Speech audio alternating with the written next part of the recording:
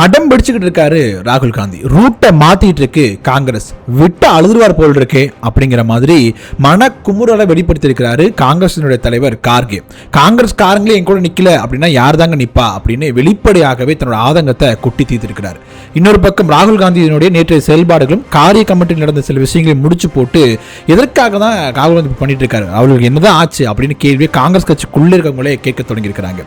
பாஜக விசஸ் காங்கிரஸ் அப்படின்னு இருக்கக்கூடிய தேசிய அரசியல ராகுல் காந்தி மட்டும் சிஜேபி விசஸ் காங்கிரஸ் அப்படின்னு பார்க்க தொடங்கி இருக்கிறாரா அப்படின்னு கேள்வி கேட்கிறாங்க. அதே நேரத்தில் சிஜேபி எப்படியாவது ஓவர் ஷேடோ பண்ணிடணும் அப்படிங்கிறதுக்காகவே அரசியல் பண்ணிட்டு இருக்காரா ராகுல் காந்தி அப்படிங்கிற மாதிரியும் கேட்கிறாங்க. ராகுல் காந்தியோட இந்த வகையான பாலிடிக்ஸ் அப்படிங்கிறது அவருக்கு என்ன வகையான பயன் கொடுக்க போகுது, அது பாஜகவுக்கு என்ன மாதிரியான ஃபேவர் பண்ண போகுது, காங்கிரஸுக்கு என்ன மாதிரியான பாதிப்பு கொடுக்க போகுது, இது சரியான வழியில் தான் ராகுல் காந்தி பயணிச்சுட்டு இருக்கிறாரா அப்படிங்கிற தொடர்பாக இந்த வீடியோ முழுதும் பேச போகிறோம். வாங்க பார்க்கலாம். வணக்கம் மக்களே, நான் உங்கள் மது கோப்பாசையிலிருந்து. விட்டு அழுதுருவார் போல் இருக்கீங்களே அப்படின்னு சொல்ற அளவுக்கு தான் கார்கே அவர்கள் காரிய கமிட்டியில் பேசியிருக்கிறார். சில நாட்களுக்கு முன்பாக காங்கிரஸுடைய காரிய கமிட்டி கூட்டம் அப்படிங்கிறது நடக்குது. ரெண்டு முக்கியமான விஷயங்கள் அப்படிங்கிறது ரொம்ப பேசு பொருளாக மாறுது. ஒரு விஷயம் என்ன அப்படின்னா, பஞ்சாப் மற்றும் உத்தரப்பிரதேச தேர்தல் தொடர்பான விவாதம் நடக்குது. பஞ்சாப்ல இதுக்கு முன்பாக காங்கிரஸ் ஆட்சியில் இருக்கும்போது கடைசியாக முதலமைச்சராக இருந்தவர் யார் அப்படின்னா சரண்ஜித் சிங் சன்னி. அவர் வந்து இந்த கூட்டத்தில் கலந்துக்கல. அவருக்கு எதனால் கலந்துக்கல அப்படின்னா அவருக்கு அதிருப்தி இருக்குது அப்படின்னு சொல்றாங்க. என்னங்க அதிருப்தி அப்படின்னு கேட்டீங்கன்னா, அவர் தான் வந்து சித்து அவர்கள் முதலமைச்சராக இருக்கிறாரு, அவர் நீக்கிட்டு இவரை முதலமைச்சராக போடுறாங்க. போடும் பொழுது அவர் ஆட்சி காலம் முடிஞ்சிருது, ஆம் ஆத்மி கட்சி ஆட்சிக்கு வராங்க. இப்போ மீண்டும் தேர்தல் வரும்போது கூட என்னையே முதலமைச்சர் வேட்பாளர் அறிவிக்கணும், பஞ்சாபினுடைய ஒட்டுமொத்த நிர்வாகத்தையும் என்கிட்ட தான் கொடுக்கணும் அப்படிங்கிற மாதிரி கேட்டுட்டு இருக்காரு. ஆனா உள்கட்சிக்குள்ள நிறைய எதிர்ப்புகள் இருக்குது, தலைமையும் இன்னும் யோசிச்சுட்டு இருக்காங்க, சரியான முடிவு கொடுக்கல. ஸோ இதனால் அதிருப்தியில் இருக்கனால இந்த கூட்டத்தில் கலந்துக்க போறதில்லை அப்படிங்கிறத அவர் அறிவிக்கிறாரு. அதுக்கு ஒரு பர்மிஷன் லெட்டர், லீவ் லெட்டர் மாதிரி ஒன்று கொடுக்குறாரு. அதில் என்ன சொல்லியிருக்காரு அப்படின்னா, நான் எம்ஃபில் படிச்சுட்டு இருக்கேன், அதுக்கு நான் ப்ரிப்பேர் பண்ணிட்டு இருக்கிறேன், அதனால என்ன கூட்டத்துக்கு வர முடியாது அப்படின்னு சொல்லியிருக்காரு. இது வந்து ஏற்றுக்கொள்ளும் விதமாக இருக்குதா? இது காங்கிரஸினுடைய செயல்பாடுகள் எப்படி இருக்குது அப்படிங்கிறதுக்கு இந்த ஒரு லெட்டரே சாட்சி அப்படிங்கிற மாதிரியான ஆர்டிகல்ஸ் நிறைய வெளிவர தொடங்கி இருக்குது. இது ஒரு பக்கம் இருக்கும் பொழுது, இன்னொரு பக்கம் வந்து கார்கே அவர்கள் வந்து தன்னுடைய மனக்குமுறலை கொட்டி தீர்த்திருக்கிறாரு அப்படின்னு சொல்கிறாங்க. என்ன விஷயம் நடக்குது அப்படின்னா, உத்தரகாண்டில் ஒரு இடத்துல ஒரு மீட்டிங் நடக்குது. அந்த மீட்டிங்கில் போய் கலந்துக்கிறாரு. அவர் கலந்துட்டு வந்ததுக்கப்புறம் அவர் இருந்த இடத்த வந்து இந்த அமைப்பினர் என்ன பண்ணுறாங்க அப்படின்னா, சுத்தம் செய்கிறேன் அப்படிங்கிற பேரில் யாகம்லாம் நடத்திருக்கிறாங்க. இது மிகப்பெரிய அளவில் ஒரு வருத்தத்தை வந்து கார்கே அவருக்கு கொடுத்துருக்குது. இது தொடர்பாக காங்கிரஸில் யாருமே பேசல, ராகுல் காந்தியோ சோனியா காந்தி யாருமே பேசல, அவரே பேசுறாரு, அவரே நாடாளுமன்றத்தில் பேசுறாரு. இப்போ ஒரு விஷயம் நடந்துச்சுன்னு சொல்றாரு. உடனே பாஜக என்ன பண்றாங்க, உங்களுக்கு ஏற்பட்ட அவமானம் எங்களுக்கு ஏற்பட்ட அவமானம் மாதிரி இதை நாங்களும் ஊக்குவிக்க போறது இல்லை அப்படின்னு சொல்லி அதை கடந்து போயிடுறாங்க. ஸோ இந்த இடத்துல கடந்து போறது பாஜக, ஆனா காங்கிரஸும் சேர்ந்து கடந்து போறாங்களே ஏன் அப்படிங்கிற மிகப்பெரிய ஒரு கேள்வி எழுது. ஏன்னா தலித் ஒருத்தரை வந்து கட்சியின் தலைவராக காங்கிரஸ் கட்சி அறிவிக்கிறாங்க. அவருக்கு இது மாதிரி ஒரு அநீதி நடக்கப்படும் பொழுது மிகப்பெரிய ஒரு கொந்தளிப்பை காங்கிரஸ் கட்சி வெளிப்படுத்தி இருக்கணும், மிகப்பெரிய ஒரு போராட்டத்தை பண்ணியிருக்கணும், கண்டிப்பாக பண்ணியிருக்கணும். ஏன்னா சாதி ஒடுக்குமுறை அப்படிங்கிறது ஒரு தேசிய கட்சியினுடைய இந்தியாவினுடைய எதிர்கட்சியினுடைய தலைவருக்கு இது நடக்குது அப்படிங்கும் போது அதை தட்டி கேட்க வேண்டிய இடத்துல இருக்கக்கூடிய யாருமே கேட்கல, ரொம்ப சைலண்டா இருக்கார். அவர் மட்டும் தான் நாடாளுமன்றத்தில் குரல் கொடுத்தார். ராகுல் காந்தி அவர்கள் யாருமே பேசல அப்படிங்கிறது ரொம்ப பேசக்கூடிய ஒரு பொருளாக மாறுது. பெரிய போராட்டம் நடத்தப்படலை, அது விவாத பொருளாக மாற்றப்படலை அப்படிங்கிறதும் பார்க்கலாம். உத்தரப்பிரதேசத்தை பொறுத்த வரைக்கும் பார்த்தீங்க அப்படின்னு தேர்தல் வரப்போகுது. உத்தரகாண்ட் உத்தரப்பிரதேசம் பக்கத்து ஏரியாவா இருக்கிறதுனால இதை மைண்ட்ல வச்சுதான் காங்கிரஸ் இதை சைலண்டா மூவ் பண்ணிட்டாங்க அப்படின்னு சொல்றாங்க. உத்தரப்பிரதேசத்தை பொறுத்த வரைக்கும் தலித் வாக்கு வங்கி அப்படிங்கிறது மிகப்பெரிய அளவு இருந்தாலும் கூட தீர்மானிக்கக்கூடிய சக்தியாக உயர் சாதியினர் ஓபிசி மக்கள் தான் இருக்கிறாங்க அப்படின்னு சொல்றாங்க. அங்க ஓபிசி அந்த மாநில தேர்தல் களத்தை பார்த்தீங்கன்னா சாதி அடிப்படையிலான கட்டமைப்பு அப்படிங்கிறது ரொம்ப ரொம்ப பவர்ஃபுல்லா இருக்குது. இந்த நேரத்தில் வந்து நாம் வந்து கார்கே அவர்களுக்கு ஆதரவாக சில பேச்சுக்களை ராகுல் காந்தி பேசினாரோ சோனியா காந்தி அவர்கள் பேசினாரோ இல்லை போராட்டம் ஏதாவது முன்னெடுத்தாங்க அப்படின்னா அது உத்தரப்பிரதேச தேர்தலை ரிஃப்ளெக்ட் பண்ணும், எதிரொலிக்கும். அப்படி இருக்கும்போது நமக்கு பேக் ஃபீல் ஆவதற்கான வாய்ப்புகள் இருக்கு அப்படிங்கிறதுனால சைலண்டா கொண்டு போயிட்டாங்க அப்படிங்கிற மாதிரி பேசுறாங்க. ஸோ யோசிச்சு பாருங்களேன், ஒரு கட்சியினுடைய தலைவர், தேசிய கட்சியினுடைய தலைவராக இருக்கிறாரு, அவர் பங்கேற்ற இடத்துல ஒரு பூஜை பண்ணி தீட்டு கழிக்கிறேன் அப்படிங்கிற பேர்ல சில கொடுமைகள் நடக்குது. அதை எதிர்த்து கேட்கணும் அப்படின்னா கூட தேர்தல் கணக்கீடு அப்படின்னு இருக்குது அப்படிங்கிறது நம்ம ரொம்ப ரொம்ப வருந்தத்தூக்கிய வகையில் பேசுறாங்க. அதே நேரத்தில் ராமர் கோயில் விவகாரம் தொடர்பாக அகிலேஷ் யாதவ் அவங்க ரொம்ப பெரிய அளவுக்கு பேசிட்டு இருக்கிறாரு. ஆனால் காங்கிரஸ் கூட்டணியில் தான் இருக்கிறாங்க, மிகப்பெரிய அளவில் பேசல. அவங்க பேசக்கூடிய ஒரே வார்த்தை என்னவாக இருக்கு அப்படின்னா, எங்களுக்கு வந்து 150 சீட்டுக்கு மேல வேணும் அப்படிங்கிறது அவங்களோட நோக்கமா இருக்குது. அதை நோக்கி குடைச்சலை வந்து அகிலேஷ் யாதவ் கொடுக்குறாங்களே, எதிர்த்தரப்பில் இருக்கக்கூடிய பாஜக எந்த ஒரு குடைச்சலையும் காங்கிரஸ் இது வரைக்கும் கொடுக்கவே இல்லை.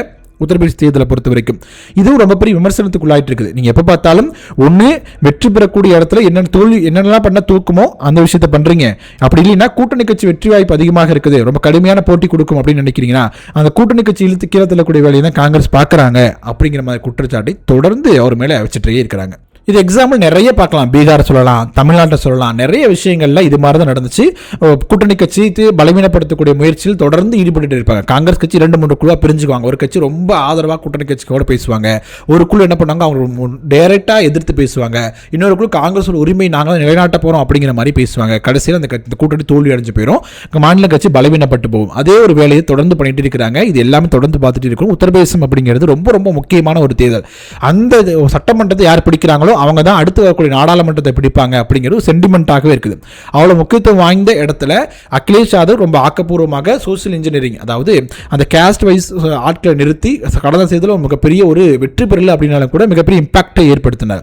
அந்த வகையிலேயே பயணிச்சுட்டு இருக்கிறாரு. அவருக்கு உறுதுணையாக இருந்தாலே போதும் வெற்றி பெற்றலாம் அப்படிங்கிற நிலை இருக்கும்போது கூட காங்கிரஸ் அதை செய்ய தவறுறாங்க அப்படிங்கிறது நம்ம கவனிக்க வேண்டிய ஒரு விஷயமா இருக்குது. இந்த நிலையில் ராகுல் காந்தி ஒரு விஷயம் பண்றாரு. நேற்றுக்கு என்ன பண்றாரு அப்படின்னா, அந்த பலட் குண்டுகள் தாக்கப்பட்ட ஒரு மாணவரை கூட்டிட்டு போய் எஃப்ஐஆர் போடுங்க அப்படின்னு தர்மா பண்றாரு. 7 மணி நேரம் 8 மணி நேரம் நிற்கிறாரு. இந்த பலட் குண்டுகளை ஒரு பாட்டில் போட்டு அடைச்சு வச்சுக்கிட்டு எஃப்ஐஆர் போட்டே ஆகணும் அப்படின்னு கடைசி வரைக்கும் போராடிட்டு இருக்காரு. இப்போ கவனிக்க வேண்டிய விஷயம் என்ன அப்படின்னா, இது நடந்து 1 மாசம் ஆச்சு. ஜூலை 20ஆம் தேதி நடந்துச்சு. இப்போ ஆகஸ்ட் 20 தாண்டி போயிட்டு இருக்கு. நாடாளுமன்றம் நடந்துருச்சு. உச்சநீதிமன்றம் இது தலையிட்டு இருக்கிறாங்க. ஒரு குழு அமைச்சிருக்கிறாங்க, விவாதம் பண்ணிட்டு இருக்கிறாங்க. அவங்க அறிக்கை சமர்ப்பிக்கிறதுக்கு அப்புறம் அது தொடர்பான விசாரணை நடக்கும் அப்படின்னு அறிவிச்சிட்டாங்க. 1 மாசத்துக்கு பிறகு எதற்காக ராகுல் காந்தி இதை கையில் எடுக்கிறார் அப்படிங்கிற மிக முக்கியமான கேள்வி. எஃப்ஐஆர் போடுங்க அப்படின்னு சொன்னதோடு இல்லாமல் வெளியே தர்ணா பண்ணுறதாக இருக்கட்டும், பேட்டி கொடுக்கறதா இருக்கட்டும், மேலிடத்துல உத்தரவு வரணுமா, அது வரைக்கும் நாங்கள் தர்ணா எஃப்ஐஆர் போட மாட்டோம் அப்படின்னு போலீஸ்காரங்க சொல்கிறாங்க. ஒரு எதிர்க்கட்சி தலைவர்கிட்ட காவல்துறை அதிகாரிகள் இப்படி சொல்ல முடியுமா அப்படிங்கிற மிக முக்கியமான கேள்வி இருக்குது. தர்ணா பண்ணுறதா இருக்கட்டும், மிகப்பெரிய ஒரு டிராமா ஒன்றை நிகழ்த்துறார். ஒரு அரசியல் கட்சி தலைவர் அரசியல் பண்ணுறதுல எந்த ஒரு தப்பும் கிடையாது, ஆனால் வெளிப்படையாகவே அரசியல் தான் பண்ணுறாரு இவர் அப்படின்னு நம்ம எல்லாரும் கண்டுபிடிக்கிற மாதிரி ஒரு விஷயம் பண்ணுறாரு அப்படிங்கிறது தான் நம்ம கவனிக்க வேண்டிய விஷயமா இருக்கும். சந்தானம் காமெடி ஒன்று இருக்கும், நம்ம ஆளுங்க தான் ஒளிஞ்சிருக்கு லட்சணம் அப்படி அப்படின்னு சொல்லுவார். அதே மாதிரி தான் ராகுல் காந்தி பண்ணக்கூடிய விஷயங்கள் எல்லாமே இருக்குது. ஒரு அரசியல் பண்றாரு, ஆனால் வெளிப்படையாக ஒரு அரசியல் தான் பண்றாருயா அப்படின்னு சொல்லக்கூடிய அளவுக்கான விஷயங்களாக இருக்குது. இந்த விஷயத்தை சிஜேபியினுடைய செயல்பாடுகளோட முடிச்சு போட்டு தேசிய ஊடகங்கள் பேச தொடங்கிருக்கிறாங்க. முக்கியமான டீகோடிங் பண்றாங்க. என்ன சொல்றாங்க அப்படின்னா, சிஜேபி என்ன பண்றாங்க அப்படின்னு தொடர்ச்சியாக என்ன ஒரே பாதையில் பயணிக்கிறாங்க. அதாவது கல்வி, வேலை வாய்ப்பு, இளைஞர் சார்ந்த நலன் அப்படிங்கிற வழியிலே பயணிக்கிறாங்க. நீட் தொடர்பாக பேசினாங்க. அதுக்கப்புறம் ஸ்கூலில் இன்ஃப்ராஸ்ட்ரக்சர் எப்படி இருக்கு அப்படிங்கிறத நோக்கி அடுத்தடுத்த கட்டங்களை போயிட்டு இருக்காங்க. ஒரு போராட்டம் கையில் எடுத்தாங்க, அதில் வெற்றி பெற்றாங்க. அதற்கு பிறகு அடுத்த போராட்டம் போறாங்க. சோ இதை திசை திருப்புவதற்காக ராகுல் காந்தி இது போன்ற விஷயங்களை பண்ணிட்டு இருக்கிறாரு அப்படின்னு சொல்றாங்க. அதாவது ராகுல் காந்தியை பொறுத்த வரைக்கும் மோடி அவர்கள் வீட்டுக்கு முன்னாடி பார்த்தீங்கன்னா போராட்டம் பண்ணார். 20 நாட்கள் அமைதியாகவே இருந்தார். ஓட்சோரி அப்படின்னு பேசினார். தேர்தல் ஆணையத்துக்கு எதிராக ஒரு குரல் கொடுத்தார். அது மாதிரி சின்ன சின்ன விஷயங்கள் ஆரம்பிக்கிறாரே ஒழிய ரொம்ப ஸ்பீடாக ஆரம்பிக்கிறார். டக்குன்னு அதை ஆஃப் பண்ணிட்டு அடுத்த மிஷனுக்கு போயிறாரு. ஒரு 20 நாள் 30 நாள் கேப் விட்டுறாரு.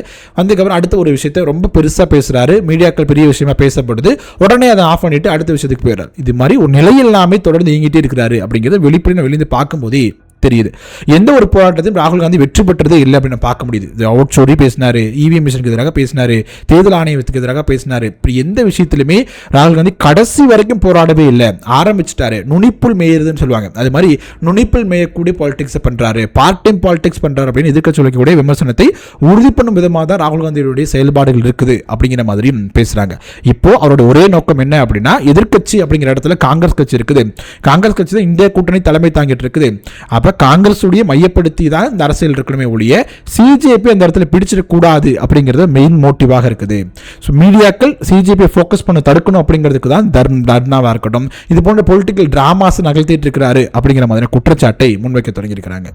நீங்க யோசிச்சு பாருங்களேன், ஒரு இளைஞர்கள் சேர்ந்து ஒரு கட்சி உருவாக்கப்படுது, அந்த கட்சி திரடனாக வருது அப்படின்னு தெரியுது. அப்படி இருக்கும்போது அவரை ஓவர் ஷேடோ பண்ணுவதை விட்டுட்டு நம்மளோட பாலிடிக்ஸை இன்னும் வலுவாக பண்ணும்போது அந்த இடத்த நம்ம ஸ்ட்ராங் ஹோல்ட் பண்ண முடியுமே ஒழிய அவங்க அப்படி பண்றாங்களா, அதை பாரு, அதை தாண்டி நான் ஒன்று பண்றேன் அப்படிங்கிற மாதிரி விஷயத்தை தொடர்ந்து ராகுல் காந்தி பண்றாரோ அப்படிங்கிற மிக அச்சம் ஏற்படுது.